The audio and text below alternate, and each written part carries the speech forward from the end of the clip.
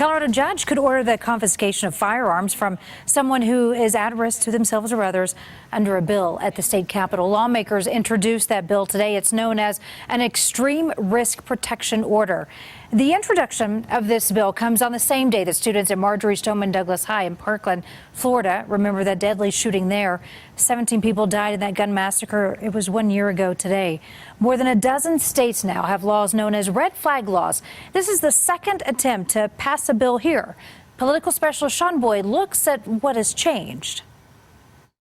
Republicans killed the legislation last year, although it had some bipartisan support. This year, Democrats are in control and plan to pass an even tougher bill. Among the opponents, the Aurora Theater prosecutor, who supported last year's bill.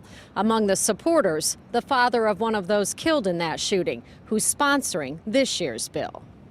I'm here at the legislature to make sure what happened to my family and my son doesn't happen to others. For Representative Tom Sullivan, the issue of gun violence isn't political. It's personal and painful. His son Alex killed in the Aurora Theater shooting. Every day is a heartache. Every day, it hurts. It is why Sullivan ran for office and why he is now running a bill that would allow anyone to ask a judge for an extreme risk protection order to remove guns from people believed to be a significant risk to themselves or others, unless they can prove they're not. The term extreme is never even defined here. District Attorney George Brockler prosecuted Alex Sullivan's killer and supported the bill last year, but he says it goes too far this time. The issue here is a state is depriving someone of their constitutional right. The state should be on the hook for continuing to prove that that person should have their rights infringed upon.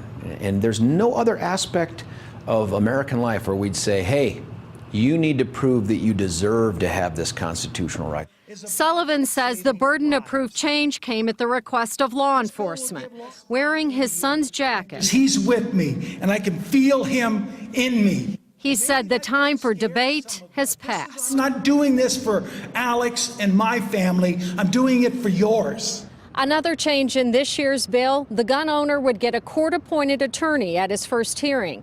In other states that have passed the law, including Florida, Connecticut, and Maryland, judges have issued an average of 100 extreme risk protection orders a month.